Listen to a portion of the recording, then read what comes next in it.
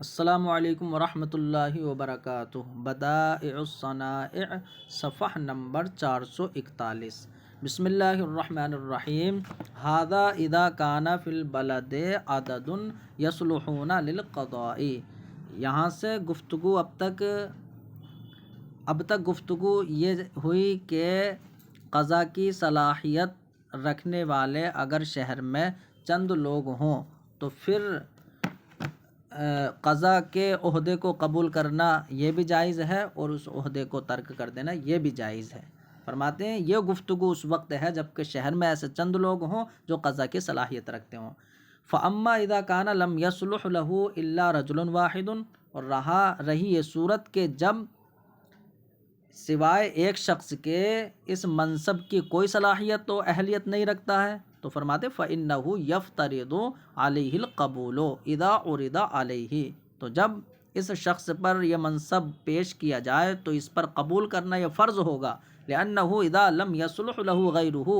کیونکہ جب اس کے علاوہ کوئی دوسرا شخص اس منصب کی صلاحیت نہیں رکھتا ہے تعینہ ہوا، تو یہی متعین ہو گیا لِإِقَامَتِ هَذِهِ الْعِبَادَةِ، اس عبادت کو قائم کرنے کے لیے، کیونکہ قضا جو یہ عبادت ہے بڑھ کر عبادت ہے یہ، تو اس عبادت کو قائم کرنے کے لیے یہی شخص متعین ہو گیا، فَصَارَ فَرْضَ عَيْنٍ عَلَيْهِ،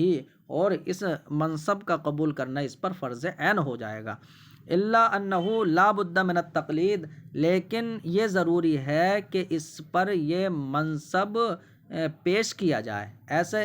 اس پر یہ واجب نہیں ہے کہ خود تلاشتا پھرے کہاں جگہ خالی ہے قاضی کی، تو اس پر یہ لازم نہیں ہے بلکہ اس پر اس منصب کو پیش کیا جانا یہ ضروری ہے۔ فَإِذَا قُلِّدَ، تو جب اس پر یہ منصب پیش کیا گیا، افترض علیہ القبول علی وجہ لو امتنع من القبول یأثم، تو فرماتے ہیں کہ جب اس پر یہ منصب پیش کیا گیا تو اب اس پر قبول کرنا اس طریقے سے فرض ہوگا کہ اگر یہ قبول کرنے سے منع کرے گا تو گنہگار ہوگا، کما فی سائر فروض الاعیان، جیسے کہ دیگر فرض عین میں ہوتا ہے کہ اگر وہ فرض عین کو قبول کرنے سے منع کرے تو پھر گنہگار ہوتا ہے۔ فرماتے ہیں فصل وَأَمَّا شَرَائِطُ الْقَضَاءِ فَأَنْوَاعٌ، رہی قضا کی شرطیں تو اس کی چند نوع ہیں، بعض کا تعلق قاضی سے ہے، فرماتے ہیں بعضها یرجع الی القاضی، بعض قاضی کی طرف راجع ہوتی ہیں، اور بعض کا تعلق نفس قضا سے ہے، اور بعض کا تعلق مقضی لہ سے ہے کہ جس کے حق میں فیصلہ کیا جاتا ہے، اور بعض کا تعلق مقضی علیہ سے ہے کہ جس کے خلاف فیصلہ کیا جاتا ہے۔ رہی وہ شرطیں کہ جن کا تعلق قاضی سے ہے تو فرماتے ہیں فما ذکرنا من شرائط جواز تقلید القضاء، تو قاضی کی تقرری کے جواز کی جو شرطیں ہم نے ذکر کی ہیں، تو جو قاضی بننے کے لیے جو شرطیں ہیں تو وہی شرطیں جو ہیں وہ قاضی کی قضا کے لیے ہیں، اس لیے کہ قاضی کی تقرری کی شرطوں کا مطلب یہ ہے کہ قاضی بننے کی وہی صلاحیت رکھے گا جس کے اندر یہ شرطیں پائی جائیں، تو اب قاضی کا جو فیصلہ ہوتا قضا تو اس کے لیے بھی تو یہ شرطیں ہوں گی، اس لیے کہ جو قاضی بننے کی صلاحیت نہ رکھے گا اس کی پھر قضا بھی جائز نہیں ہے، لِأَنَّ مَنْ لَا يَصْلُحُ قَاضِيًا، اس لیے کہ جو انسان قاضی بننے کی صلاحیت نہیں رکھتا ہے تو اب اس کی قضا بھی جائز نہیں ہے۔ اب اس کا مطلب یہ ہے کہ اس لیے کہ جس کے اندر عہدۂ قضا کے جواز کی شرط جس کے اندر نہیں ہے تو پھر اس کی قضا کی شرطیں بھی اس کے اندر نہیں پائی جائیں گی، اس کی قضا بھی بدیہی طور پر جائز نہیں ہے۔ وَأَمَّا الَّذِي يَرْجِعُ إِلَى نَفْسِ الْقَضَاءِ، اور فرماتے ہیں رہی وہ شرطیں کہ جن کا تعلق نفس قضا سے ہے تو اس کے چند نوع ہیں، ان میں سے ایک یہ ہے کہ قضا برحق ہو، ان یکون بحق، کہ قضا برحق ہونا چاہیے، حق پر ہو، وَهُوَ الثَّابِتُ عِنْدَ اللَّهِ عَزَّ وَجَلَّ مِنْ حُکْمِ الْحَادِثَةِ، اور فرماتے ہیں کہ برحق قضا وہ ہوگی کہ جو اللہ کے نزدیک صحیح اور ثابت ہو، تو اللہ کے نزدیک وہ صحیح ثابت ہو وہ برحق قضا ہے۔ من حکم الحادثتی، اب کسی مقدمے کا حکم ہو اما قطعاً، اب یا تو وہ قطعی حکم ہوگا کہ اگر دلائل قطعیہ کی بنیاد پر وہ مقدمے کا حکم ہے تو ظاہر سی بات ہے وہ قطعی ہوگا، اور اگر دلائل ظاہرہ کی بنیاد پر ہے تو وہ مقدمے کا حکم جو ہے وہ ظاہری ہوگا۔ تو فرماتے ہیں کہ کسی مقدمے کا حکم ہو وہ اللہ رب العزت کے نزدیک صحیح ثابت ہو تو وہ برحق فیصلہ ہوگا، اما قطعاً تو وہ حادثے اور مقدمے کا حکم یا تو قطعی ہوگا بین قام علیہ دلیل قطعی، بیں طور کے اس پر دلیل قطعی قائم ہوگی، یعنی دلائل قطعیہ کی بنیاد پر وہ ثابت ہوگا۔ اور دلیل قطعی کسے کہتے ہیں؟ وہ النص المفسر من الکتاب الکریم، تو وہ کتاب کریم کی مفسر جو ہے اور واضح جو ہے نص ہے، تو آیت کریمہ ہے، اول خبر المشہور، یا خبر مشہور ہے یہ، اور یا خبر متواتر ہے، اور یا اجماع ہے۔ وہ اما ظاہراً، یا وہ مقدمے کا حکم جو ہے وہ ظاہری ہوگا تو اللہ کے نزدیک صحیح ثابت ہو، اب چاہے وہ قطعی حکم ہو یا ظاہری حکم ہو۔ ظاہری کیسا ہوگا؟ بیان قام علیہ دلیل ظاہر، بھائی طور کے اس پر دلیل ظاہری قائم ہو، تو دلائل ظاہرہ کی بنیاد پر وہ حکم جو ہے ثابت ہے، تو دلیل ظاہری اس پر قائم ہے۔ اب دلیل ظاہری ہوتی کون سی ہے؟ فرماتے ہیں یوجب علم غالب الرائے و اکثر الظن، کہ جو واجب کرتی ہے غالب رائے اور اکثر ظن کو، تو غالب رائے اور اکثر ظن کے علم کو واجب کرتی ہے، کہ مطلب اکثر ظن کا علم حاصل ہوتا ہے، اس میں غالب گمان کا علم حاصل ہوتا ہے۔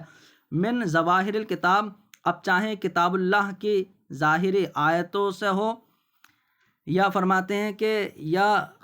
متواتر کے ظواہر سے ہو، یا خبر مشہور، یا خبر واحد، یا قیاس شرعی، تو ان تمام کے ظواہر سے جو دلیل ہوگی تو وہ دلیل ظاہری ہے، تو ان کی وجہ ان سے جو حکم ثابت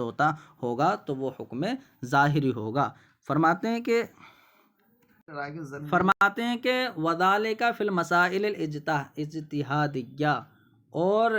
دلیل ظاہری کی بنیاد پر جو فیصلہ کیا جا رہا نا، تو وہ ان مسائل اجتہادیہ میں ہوگا کہ جن مسائل اجتہادیہ میں فقہا کے درمیان اختلاف ہے، تو اختلاف جن کا پایا جاتا ہے واللتی لا روایت فی جوابها عن السلف، اور ان مسائل میں ہوگا کہ جن مسائل کے بارے میں، جن مسائل کی بابت یعنی متقدمین سے کوئی روایت نہ ہو، کوئی قول منقول نہ ہو۔ اب کیوں نہیں ہوگا؟ تو فرماتے ہیں ان سے منقول اس لیے نہیں ہے، کوئی روایت نہیں ہے، بِأَن لَمْ تَكُنْ واقعاتاً، بھئی طور کہ ان کے زمانے میں یہ مسائل واقع نہیں ہوئے ہوں گے۔ حتیٰ لو قضا بما قامت دلیل القطعی علی خلافہ، فرماتے ہیں کہ اگر کسی مسئلے کے متعلق کوئی مسئلہ ہے تو اس پر دلیل قطعی قائم ہے، تو جس مسئلے میں دلیل قطعی قائم ہے اس پر اگر جو ہے قاضی نے فیصلہ کر دیا علی خلاف ہی، دلیل قطعی کے خلاف، تو دلیل قطعی کے خلاف جو ہے فیصلہ کر دیا تو یہ جائز نہیں ہوگا، لأنہ قضاء بالباطل قطعا، اس لیے کہ قطعی طور پر یہ باطل اس کی قضا ہوگی، باطل فیصلہ ہوگا۔ تو یہاں تک یہ گفتگو ہو گئی کہ برحق فیصلہ وہ ہوگا کہ جو اللہ کے نزدیک ثابت ہو، اب چاہے وہ کسی مقدمے اور مسئلے کا حکم قطعی طور پر ہو، بیں طور کے دلائل قطعیہ ثابت ہو، یا ظاہری وہ حکم ہوگا، بیں طور کے دلائل ظاہریہ ثابت ہوگا۔ اب دلائل ظاہریہ بتا دیا کہ کتاب اللہ کے جو ظواہر ہیں، ظاہر سے زیادہ مفسر ہے نا، تو مفسر اور محکم میں تو وہ تو دلیل قطعی بنے گی، وہ کتاب اللہ کے جو ظاہر ہے وہ دلیل ظنی ہوگی، یا خبر متواتر، یا خبر مشہور، خبر واحد، یا قیاس شرعی، ان تمام سے جو علم ہوگا وہ بھی جو ہے ظاہری دلیل ہوگی۔ فرماتے ہیں وَقَضَى لَوْ قَضَى فِي مَوْضِعِ الْخِلَافِ بِمَا كَانَ خَارِجًا عَنْ أَقَاوِلِ الْفُقَهَاءِ كُلِّهِمْ لَمْ يَجُزْ، فرماتے ہیں اور ایسے ہی اگر قاضی نے قضا ایسی اختلافی جگہ میں کی کہ جو فقہا کے اقوال سے خارج ہو، ٹھیک ہے، ایسی قضا کی کہ جس میں وہ تمام فقہا کے اقوال سے خارج ہوتا ہے، ٹھیک ہے، ایسی اختلافی جگہ میں، تو یہ جائز نہیں ہے، اس لیے کہ وہ اختلافی جگہ ہے اور فقہا کے اقوال سے الگ جو ہے یہ فیصلہ کر رہا ہے، تو فقہا کے اقوال میں ہی تو حق ہوگا۔ تو فرماتے ہیں لأن الحق لا يعدو اقاویلہم، اس لیے کہ حق جو ہے فقہا کے اقوال سے بالا تر نہیں، یعنی ان سے الگ نہیں ہے، حق انہی کے قول میں ہے۔ فالقضاء بما هو خارج عنہا، تو اقوال فقہا سے خارج کے مطابق جو اس کی قضا ہوگی، یکون قضاء باطلا قطعا، تو وہ قطعی طور پر باطل قضا ہوگی۔ وَقَضَى لَوْ قَضَى بِالْاِجْتِهَادِ فِيمَا فیہ نص ظاہر یخالفہ من الکتاب الکریم والسنت لم یجز قضاؤہ۔ اب فرماتے ہیں کہ اور ایسے ہی اگر قاضی اپنے اجتہاد سے قضا کرے، فیصلہ کرے ایسے مسائل میں فیہ نص ظاہر من الکتاب الکریم، یہاں سے جڑے گا، تو اپنے اجتہاد سے یہ فیصلہ کر دے ایسے مسائل میں کہ جس میں کتاب اللہ کے نص سے ظاہر ہو یا یعنی سنت کی جو ہے نص سے ظاہر ہو، اور یخالف ہو اس کے خلاف جو ہے قضا کر دے، لم یجوز قضاؤہ، تو اس کی قضا جائز نہیں ہوگی، اس لیے کہ اس کا تو یہ اپنا اجتہاد و قیاس ہوگا نا، لأن القیاس فی مقابلۃ النص باطل، اس لیے کہ نص کے مقابلے میں جو قیاس ہوتا ہے تو وہ باطل ہوتا ہے، چاہیں تو نص قطعی ہو جیسے کہ یعنی قرآن کریم کی، یا وہ نص جو ہے وہ ظاہری ہو جیسے کہ خبر مشہور کی یا خبر متواتر یا خبر واحد کی ہوتی ہے۔ فرماتے ہیں کہ وَأَمَّا فِيمَا لَا نَصَّ فِيهِ يُخَالِفُهُ وَلَا إِجْمَاعَ النُّقُولِ وَلَا يَخْلُو إِمَّا إِنْ كَانَ الْقَاضِي مِنْ أَهْلِ الْاجْتِهَادِ۔ اب فرماتے ہیں رہی یہ صورت کہ جس میں کوئی نص نہیں ہے اور یہ اس میں مخالفت کرے، اور نہ اس میں منقول اجماع ہے، تو اجماع یعنی نقل کرنے والوں کا اجماع بھی نہیں ہے اور اس میں کوئی ظاہری نص بھی نہیں ہے، تو ایسے مسائل میں اگر یہ اپنے اجتہاد سے جو ہے قضا کرے گا تو فرماتے ہیں اس میں دو صورتیں ہیں، لا یخلو، یہ خالی نہیں ہے، یا تو قاضی جو قضا کرنے والا ہے وہ اہل اجتہاد سے ہوگا، و اما ان لم یکن من اہل الاجتہاد، یا وہ اہل اجتہاد سے نہ ہوگا، یعنی دو باتیں، یا تو وہ مجتہد ہوگا یا مجتہد نہ ہوگا، کہاں پر؟ ایسے مسائل میں اگر قضا کرے کہ جس میں اس نہ تو نص سے ظاہر ہے اور نہ اجماع ہے، اور یہ خلاف جو ہے نص کر رہا ہے،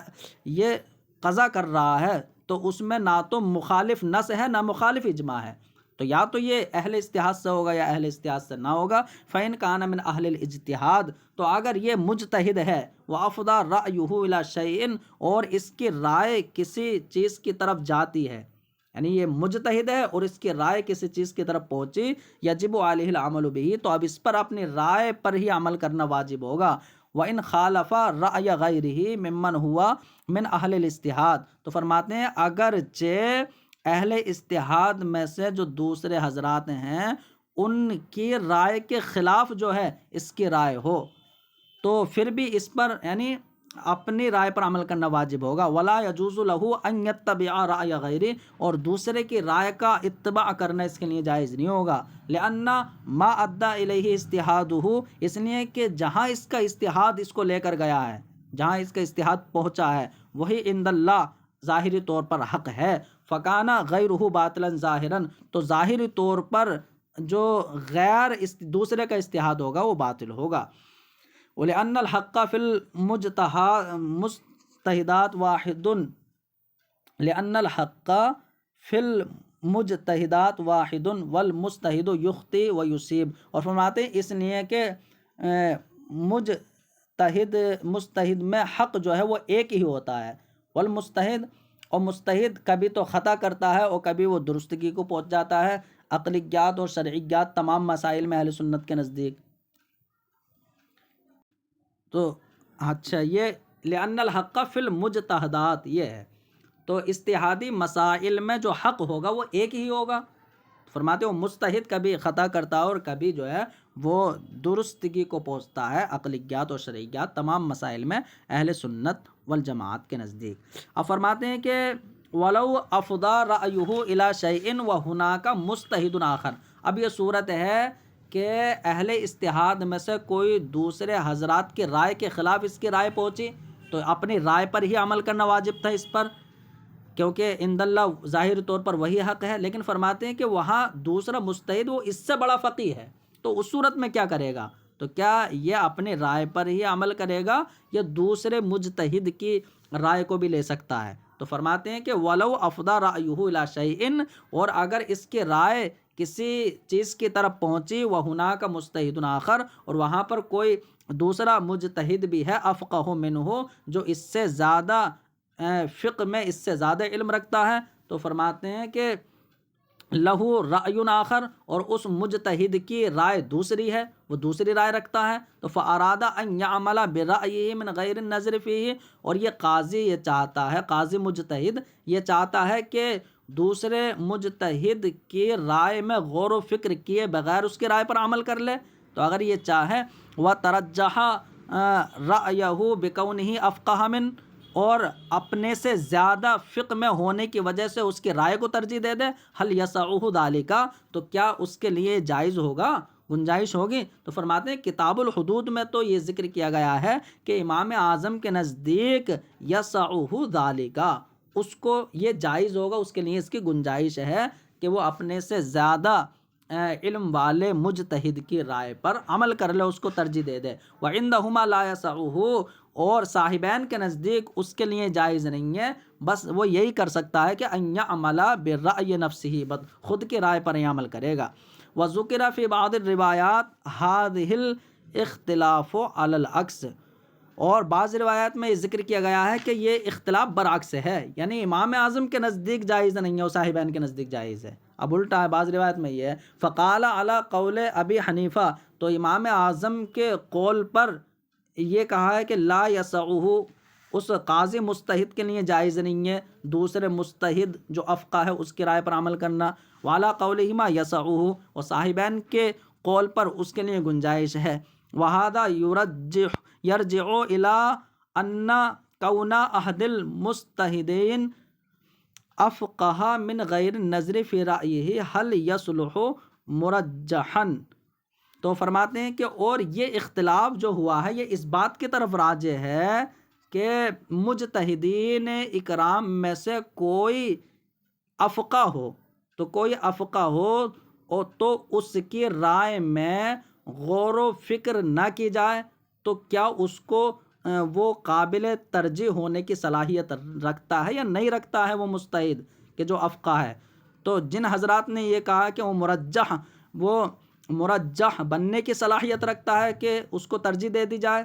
تو وہ تو یہ کہتے ہیں تو پھر جو قاضی مجتہد ہے تو وہ بغیر غور و فکر کرے اس کی رائے پر بھی عمل کر سکتا ہے، اور جن لوگوں نے یہ کہا کہ نہیں وہ قابل ترجیح کی صلاحیت نہیں رکھتا، تو انہوں نے کہا کہ قاضی مجتہد کے لیے پھر یہ جائز نہیں ہے کہ وہ اس کی رائے پر عمل کرے۔ تو اصل اختلاف اس میں ہے۔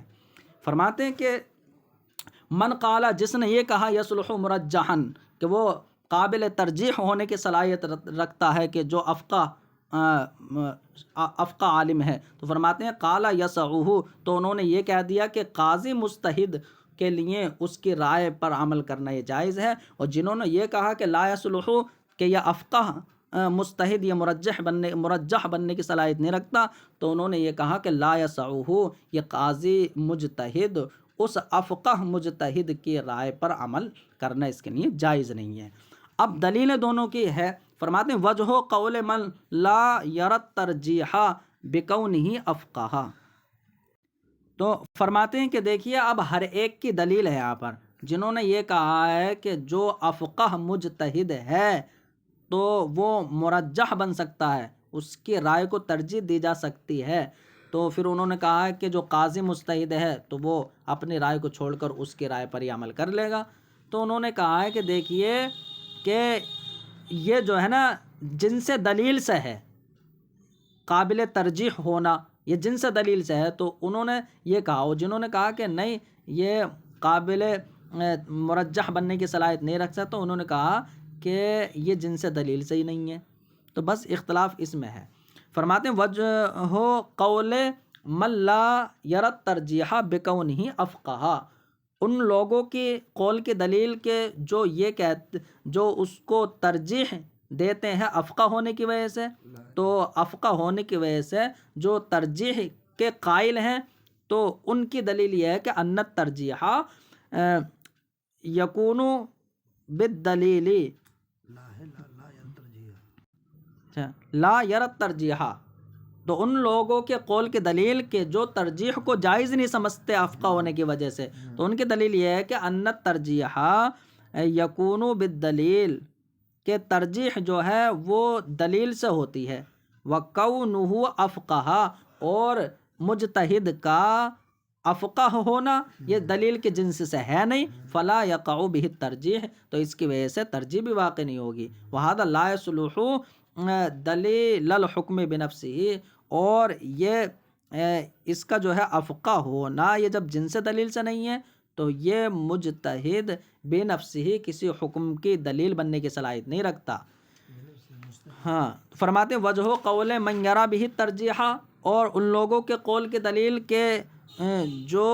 افقہ ہونے کی وجہ سے ترجیح کو جائز سمجھتے ہیں، تو فرماتے ہیں ان کی دلیل یہ ہے کہ ان ھذا من جنس الدلیل، کہ مجتہد کا افقہ ہونا یہ جنس دلیل سے ہے۔ لأن کونہ افقہ، اس لیے کہ مجتہد کا افقہ ہونا یہ اس بات پر دلالت کرتا ہے کہ اس کا اجتہاد یہ درستگی کے زیادہ قریب ہے، تو جب اس کا اجتہاد درستگی کے زیادہ قریب ہے فکان من جنس الدلیل، تو ظاہر سی بات ہے یہ دلیل کی جنس سے ہوگا، فیصلح للترجیح، تو یہ ترجیح کی صلاحیت رکھے گا۔ ان لم یصلح دلیل الحکم بنفسہ ابدا، اگرچہ بنفسہ یہ کبھی بھی کسی حکم کی دلیل نہیں بن سکتا، لیکن قابل ترجیح تو ہے، تو ترجیح کی صلاحیت رکھے گا، اگرچہ بنفسہ یہ کبھی بھی کسی حکم کی دلیل بننے کی صلاحیت نہیں رکھے گا، کہ یکون الترجیح بما لا یصلح دلیل الحکم بنفسہ، اور فرماتے ہیں کہ بنفسہ جو حکم کی دلیل بننے کی صلاحیت نہ رکھے تو اس کے ذریعے ترجیح تو ہو ہی جاتی ہے، تو یہاں پر اس لیے یہ قابل ترجیح شمار ہوگا۔ فرماتے ہیں وَلِہَذَا قِيلَ فِي حَدِّهِ زِيَادَةٌ لَا يَسْقُطُ بِهَا التَّعَارُضُ حَقِيقَةً، تو فرماتے ہیں کہ دیکھیے کہ یہ اس کا افقہ ہونا یہ اس بات پر دلالت کرتا ہے کہ اس کا اجتہاد درستگی کے زیادہ قریب ہے، تو یہ جنس دلیل سے ہوگا، تو ترجیح کی صلاحیت رکھے گا، اگرچہ یہ کسی فیصلے میں خود جو ہے کسی فیصلے کی دلیل بننے کی صلاحیت نہیں رکھتا۔ تو فرماتے ہیں جو کسی حکم اور فیصلے کی دلیل بننے کی صلاحیت نہ رکھے تو اسی کے ذریعے تو ترجیح ہوتی ہے۔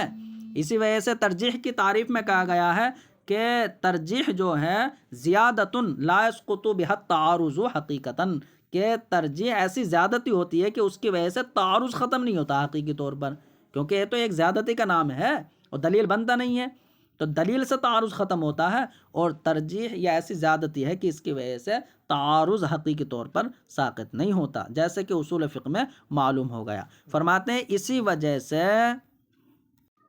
تو یہ سمجھ میں آ گیا کہ ترجیح ایسی زیادتی ہے کہ اس کی وجہ سے تعارض حقیقت میں ساقط نہیں ہوتا، بلکہ جہاں ترجیح کی وجہ سے دو دلیلوں میں تعارض ختم کیا جاتا ہے تو وہ ظاہری طور پر ختم ہوتا ہے، جیسے کہ اصول فقہ میں معلوم ہو گیا۔ وَلِهَذَا أَوْجَبَ ابو حنیفہ تقلید الصحابتی، تو فرماتے ہیں اسی وجہ سے امام اعظم نے صحابہ کی تقلید کو، پیروی کو واجب کیا ہے، وَرَجَّحَهُ عَلَى الْقِيَاسِ، اور صحابہ اکرام کے قول کو ترجیح دی ہے قیاس پر، کہ پہلے قول صحابی کو لیا جائے گا، لما ان قولہ اقرب الی اصابۃ الحق من قول القائس، تو فرماتے ہیں کیونکہ صحابی کا قول یہ حق کے زیادہ قریب ہے قیاس کرنے والے کے قیاس سے، قضا حاضہ، ایسے یہاں پر جو ہے وہ افقہ مجتہد کا افقہ ہونا یہ جنس دلیل سے ہو گیا، تو اپنی رائے اور قیاس سے بہتر یہ ہے کہ اس کی رائے کو ترجیح دے دے، تو ایسے یہاں پر ہے۔ فرماتے ہیں وَإِنْ أَشْكَلَ عَلَيْهِ حُكْمُ الْحَادِثَةِ اسْتَعْمَلَ رَأْيَهُ فِي ذَلِكَ وَعَمِلَ بِهِ، فرماتے ہیں پھر بھی اگر اس پر کسی مقدمے کا مسئلہ اس پر مشکل ہو جائے تو پھر بھی یہ اپنی رائے کو اس مسئلے میں استعمال کرے، پہلے اپنی رائے کو دیکھے اور اس رائے پر ہی عمل کرے۔ والافضل ان یشاور اہل الفقہ فی ذلک، اور افضل یہ ہے کہ یہ اس مسئلے میں اہل فقہ سے مشورہ کر لے۔ فإن اختلفوا فی حکم الحادثۃ، تو اگر یہ دیکھے کہ اس مقدمے کے حکم میں، اس مسئلے کے حکم میں خود اہل فقہ کا اختلاف ہے، تو نظر فی ذالک، تو اب وہ اس میں غور و فکر کر لیں، فاخذ بما یؤدی الی الحق ظاہرا، تو خود اہل فقہ کا اختلاف ہے نا، تو اس پر یہ عمل کر لے کہ جو حق تک پہنچتا ہو ظاہری طور پر، تو ظاہری طور پر جو اسے لگے کہ یہ حق ہو سکتا ہے اسی کو لے لے یہ۔ وَإِنِ اتَّفَقُوا عَلَىٰ رَأْيٍ يُخَالِفُ رَأْيَهُ، اور فرماتے ہیں لیکن اگر یہ اہل فقہ سے مشورہ کرتا ہے اور تمام اہل فقہ جس رائے پر متفق ہوتے ہیں وہ اس کی رائے بالکل الگ ہوتی ہے، تو پھر تو یہ صرف اپنی رائے پر ہی عمل کرے گا، کیونکہ ان کے تو بالکل مخالف ہے نا۔ وَإِنِ اتَّفَقُوا عَلَىٰ رَأْيٍ، اور اگر سارے اہل فقہ کسی رائے پر متفق ہوئے کہ جو رائے اس کی رائے کے خلاف ہے، عَمِلَ بِرَأْيِ نَفْسِهِ أَيْضًا، تو اب بھی یہ صرف اپنی رائے پر ہی عمل کرے گا، لِأَنَّ الْمُجْتَهِدَ، کیونکہ یہ تو خود مجتہد ہے، مجتہد مَأْمُورٌ بِالْعَمَلِ بِمَا يُؤَدِّي إِلَيْهِ اجتہادُهُ، کیونکہ مجتہد کو عمل کرنے کا حکم اسی پر ہوتا ہے کہ جہاں اس کا اجتہاد پہنچے، اور اس پر دوسرے کی پیروی حرام ہوتی ہے۔ لیکن لا ينبغي ان يعجل بالقضاء ما لم يقضي حق التأمل والاجتہاد، فرماتے ہیں لیکن ابھی مناسب یہ نہیں ہے کہ یہ قضا کرنے میں جلدی کر دے، ابھی جلدی نہ کرے جب تک یہ مکمل طریقے سے غور و فکر اور اجتہاد نہ کر لے، وَيَنْكَشِفْ لَهُ وَجْهُ الْحَقِّ، اور حق کا راستہ اس کے لیے واضح نہ ہو جائے، تو جب تک یہ مکمل غور و فکر نہ کر لے اور اس کے لیے راستہ واضح نہ ہو جائے، اب یہ قضا کرنے میں جلدی نہ مچائے۔ فَإِذَا ظَهَرَ لَهُ الْحَقُّ بِاجْتِهَادِهِ، فرماتے ہیں اور جب اس کے لیے حق ظاہر ہو جائے اس کے اجتہاد سے، قضا بما يؤدي الیہ اجتہادہ، تو جب حق ظاہر ہو جائے تو پھر اس کا اجتہاد جہاں پہنچا تو اسی پر یہ قضا کر دے۔ ولا یکونن خائفا فی اجتہادی، لیکن یہ مجتہد ہے اور اس نے قضا کر دی، تو اب قضا کرنے کے بعد ڈر ہے نہیں کہ یعنی مجھ سے غلط یہ قضا نہ ہو گئی ہو۔ ولا یکونن خائفا فی اجتہادہ، اور یہ اپنے اجتہاد اور اپنے قیاس کرنے میں جو ہے یہ ڈرے نہیں، بعد ما بذل مجہودہ لاصابۃ الحق، بعد اس کے کہ یہ اپنی انتھک کوشش خرچ کر چکا ہے حق کو پہنچنے کے لیے، کہ جب یہ پوری کوشش جب کر چکا ہے تو اب بعد میں جو ہے اپنے اجتہاد میں ڈرے بھی نہیں۔ فلا یقولن انی ارا و انی اخاف، اور یہ بھی نہ کہے کہ میری رائے یہ ہے لیکن میں ڈرتا ہوں، یہ نہ کہے۔ لأن الخوف والشک والظن، اس لیے کہ خوف اور شک ہونا اور ظن ہونا یہ حق تک پہنچنے سے مانع ہو جاتا ہے، اور یہ اجتہاد کے بھی مانع ہوتا ہے۔ فَيَنبَغِي أَن يَكُونَ جَرِيئًا جَسُورًا عَلَى الْاجْتِهَادِ بَعْدَ أَن لَّمْ يَقْصُرْ، تو فرماتے ہیں تو مناسب یہ ہے کہ یہ اپنے اجتہاد پر دلیر اور جرأت مند ہو جائے، بعد علم یقصر، بعد اس کے کہ اس نے کوتاہی نہیں کیا حق کو طلب کرنے میں، یعنی ان نے تو حق کو طلب کرنے میں پوری کوشش کی ہے نا، تو اس لیے دلیری سے کام لے اور جرأت مند ہو جائے۔ حتیٰ لو قضا مجازفا لم یصح قضاؤہ فیما بینہ و بین اللہ، یہاں تک کہ اگر اس نے اٹکل سے قضا کر دی تھی تو اب اس کی قضا ہی صحیح نہیں ہوگی، یعنی عند اللہ جو ہے دیانتاً اس کی قضا صحیح نہیں ہوگی، بینہ و بین الناس و بینہ بین اللہ۔ وَإِن كَانَ مِنْ أَهْلِ الْاجْتِهَادِ، فرماتے ہیں اگرچہ یہ اہل اجتہاد سے ہے، ہاں وَإِن كَانَ یہاں سے الگ مسئلہ، اور اگر یہ اہل اجتہاد سے ہے، خود مجتہد ہے، لیکن اسے اپنی حالت معلوم نہیں تھی کہ میں مجتہد ہوں، ٹھیک ہے، اسے اپنی حالت کے بارے میں نہیں جانتا تھا، تو اب محمول کیا جائے گا کہ اس نے اپنی رائے سے قضا کی ہوگی۔ فرماتے ہیں اور اگر یہ اہل اجتہاد سے ہو، الا انہ اذا کان لا یدری حالہ، لیکن یہ اس وقت ایسا تھا کہ اپنی حالت کو نہیں جانتا تھا، تو یحمل علی انہ قضا برأیہ، تو اس بات پر ہی محمول کیا جائے گا کہ اس نے اپنی رائے سے قضا کی ہوگی۔ وَيُحْكَمُ بِالصِّحَّةِ، اور اس قضا کی صحت کا حکم لگایا جائے گا اس بات پر محمول کرتے ہوئے کہ مسلمان کا معاملہ صحت پر محمول کیا جاتا ہے اور درستگی پر محمول کیا جاتا ہے، ما امکن، جب تک ممکن ہو۔